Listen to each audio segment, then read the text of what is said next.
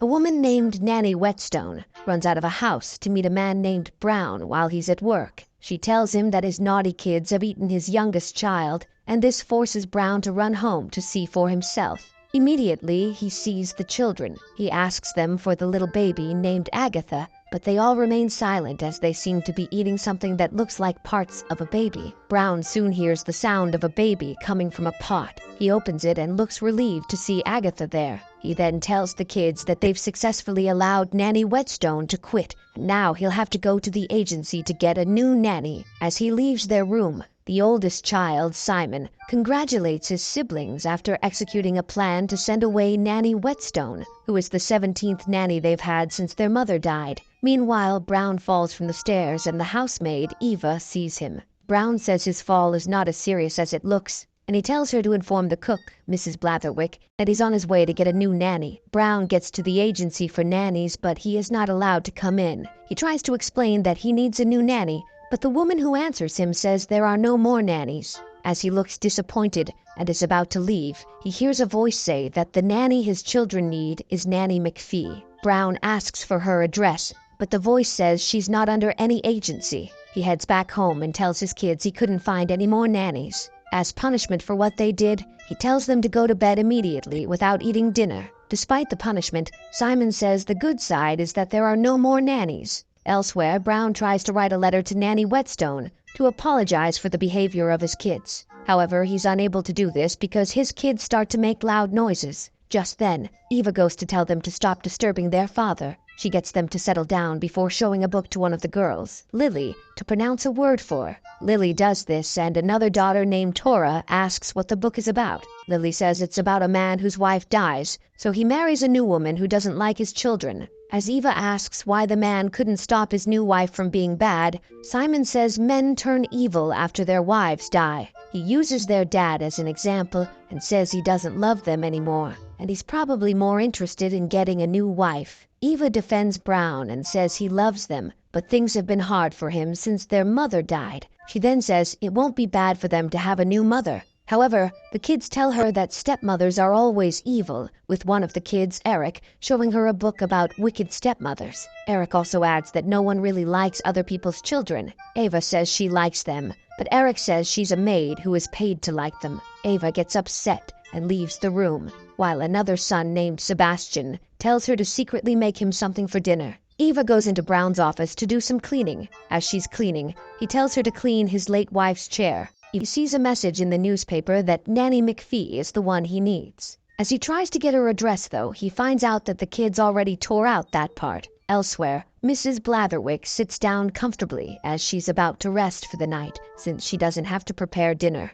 However, it doesn't take too long before the kids invade the kitchen and start making a mess. Eva runs to inform him that the kids are in the kitchen. As they head toward the kitchen, someone knocks on the door. Brown tells Eva to handle things in the kitchen while he answers the door. As he does, he sees a woman who says she's Nanny McPhee. Brown says he heard of her from the agency and tried to get her contact, but couldn't get it. The nanny says she's not under any agency and she's a government nanny. Brown doesn't understand this, but he lets her in. As she hears the kids shouting, she asks Brown several questions about how naughty they are. Brown tries to play down the issue, but the nanny says she'll handle it, telling him to go back to his office. The nanny enters the kitchen and sees the mess made by the kids, which includes tying up Mrs. Blatherwick. She tells the kids to stop what they're doing, but Simon pretends he didn't hear and tells the others to do the same. She repeats herself and tells them to go to their rooms. However, Simon tells his siblings not to listen. The nanny suddenly raises her walking stick and hits it on the ground. This causes the kids to start doing things faster. The kids try to stop what they're doing, but can't seem to fight the urge to continue, as this makes them uncomfortable, and with their little sister Christiana almost about to launch baby Agatha into a pot of hot water, they tell the nanny to stop what's happening. She tells them to say please, but only Simon refuses. Simon tells her he never says please, and she decides to walk away. However, the other kids tell Simon to say it because things could get worse. When he finally says it the way she wants, Nanny McPhee hits her stick on the floor again, and everything goes back to normal. She then tells the kids to go to their room and prepare for bed. While Tora and Eric are brushing their teeth before bed, Simon looks surprised to see them actually getting ready for bed. He tells them that they have to send the nanny away, and the nanny comes to their room to check on them. Simon makes a joke about how she doesn't know their names. He then leads the others into giving the nanny fake names. However, she surprises them by calling each one of them by their real names. She then says the way she works is that when they don't want her, she stays. But when they want her, but no longer need her, she leaves. Simon says they'll never want her, and she says it means she's never leaving. As she walks away, the kids are left shocked because none of the previous nannies knew their real names. However, Simon says they'll get rid of her the next day. Meanwhile, the nanny goes to inform Brown that his kids are in bed and ready to sleep. He is shocked to hear this, and as she leaves, he runs after her to ask for her terms.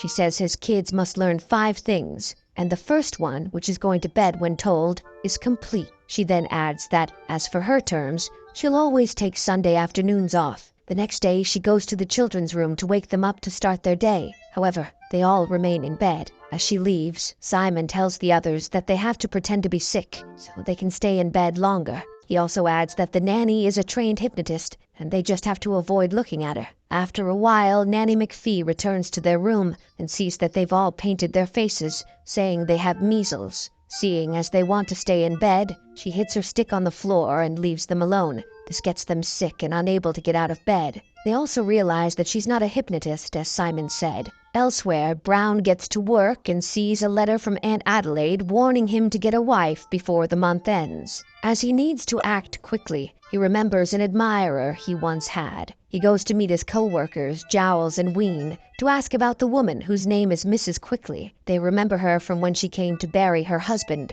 Brown then asks if she got married again, and his co-workers can't believe he's actually considering getting married to someone like her. He says it's not what they think, and ends the conversation. Later that day, Nanny McPhee gives the children a drug for measles. Brown also comes in and asks if the kids are now doing well. The nanny hits her stick on the floor and the kids finally get better. They all then politely ask their dad if they can leave their beds. As they do this, one of the moles on the nanny's face disappears. Brown looks shocked by their politeness, and he tells them they can get up. While he's in his office, planning on what to do now with Mrs. Quickly's contact, the nanny shows up and tells him that she has completed lesson 2, which is for the kids to get up from bed when told.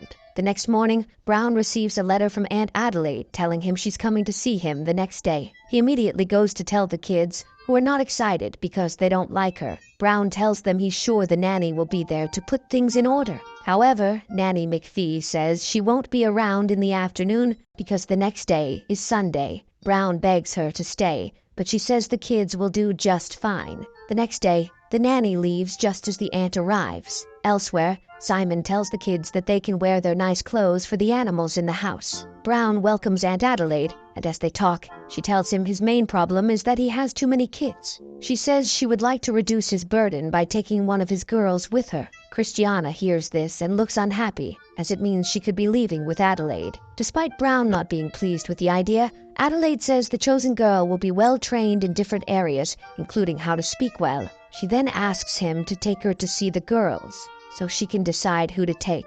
Christiana tells Tora what she heard, and they decide to tell the others. They all then make a plan to wear clothes for the animals, because her eyesight is really bad. Adelaide sees a pig dressed in white and thinks it's one of Brown's kids. As she's about to use her glasses, Brown bangs it off her hand and lets the lenses look blurry. Adelaide doesn't look impressed with what she sees and says she has to leave. As Brown goes inside the house to get her hat while she waits outside, Christiana runs into her. Adelaide likes what she sees and says she's going to take Christiana. However, when Brown comes out, he disagrees and says he can't let her take Christiana. Meanwhile, Eric silently begs for the nanny to show up. Just as Adelaide is about to get really angry when she sees her hat on a donkey, Nanny McPhee shows up and hits her stick on the ground. Surprisingly, this makes the donkey look appealing to Adelaide, and she thinks it's one of Brown's kids, so she says she's taking it. As the kids look happy, the nanny tells them that someone still has to follow Adelaide because she can't surely take a donkey. The kids then sit together and fail to agree on who leaves. Meanwhile, Brown finally goes against Adelaide and tells her she can't take any of his kids. Just as she's about to get angry, the nanny shows up with her hat saying her carriage is ready. As she walks away, Brown asks the nanny if she has done anything because Adelaide cannot leave with the donkey. She says she didn't do anything, but the kids have finally decided who leaves. Brown is confused, and he immediately runs after the carriage to stop one of his children from being taken away. However, the kids show up, and when he sees that they're all there, he realizes that Eva followed Adelaide. That night, the kids thank Nanny McPhee for how she helped them, and this causes the other mole on her face to disappear. She then goes to meet Brown to inform him that Lesson 3, which is to get dressed when they're told, is complete. Brown thinks they learned more than that, but she says that's up to them and not her. He then asks if she thinks Ava will be fine, and she says she will. The nanny then mentions that it was Simon's idea, because he knew Eva wanted to be educated. As she leaves, Brown decides to send a letter to Quickly to tell her about his interest in her. The next day, while the children are playing, Sebastian asks if the nanny can help them get rid of any bad stepmother Brown marries. However, she says she can't interfere, though she suggests that Simon speak to their father. He tells her to help them get rid of Mrs. Quickly, but she says she can't. He then asks if she can at least let them do what they want, and she says they can, as long as they accept the consequences. Shortly after, Quickly arrives at the house to see Brown. However, the kids try their best to sabotage things, and it works, with Mrs. Quickly soon leaving. As she leaves, Brown comes to see the kids and explains why he desperately wants to get married, saying Adelaide will stop sending money for him to run the family well. The kids realize what they did and beg the nanny to do something, but she says she can't. She, however, advises them to undo it themselves. With this, the kids head to Mrs. Quickly's house to beg her. She doesn't seem interested in their father anymore, but when they mention that there's money involved from Adelaide, she changes her mind. She follows them home, and even though Brown looks uncomfortable when he sees her, he finally asks her to marry him, and she agrees. That night, Brown says sorry to his kids for not telling them what was happening. The kids also say sorry for what they did, and after he leaves their room, Nanny McPhee tells him that Lesson 4 is complete and it is to listen. She then commends him for also listening to them. Days later, Mrs. Quickly prepares for her wedding to Brown. Before the wedding starts, she warns the kids that she's now in charge and they must behave. When baby Agatha continues to play with the toy that was given to her by their mom, Mrs. Quickly breaks it, leaving the kids sad. Not long after, Aunt Adelaide arrives, and Mrs. Quickly tries to impress her. As she walks into the living room, she calls for Eva to come in, and the kids and their father can't believe how well she looks and talks. The wedding soon starts, and Simon only wants to sabotage it. Mrs. Quickly is passing just then, and she tells the kids to behave. Meanwhile, Agatha keeps saying beehive. The nanny tells Simon he must do as he's told, saying that's Lesson 5. As baby Agatha continues to say beehive, Simon gets an idea, and the nanny winks at him. He then tells the others his idea, and they all start making bee noises. This disrupts the ceremony, and as Brown sees what the kids are doing, he smiles. Mrs. Quickly then asks if he can see any bees, and he pretends to see one on her head and pushes her to the ground. The pastor also mistakenly bats some cake at her, and in her bid to get him back, she mistakenly throws it at Adelaide. Everyone starts throwing cake around until Mrs. Quickly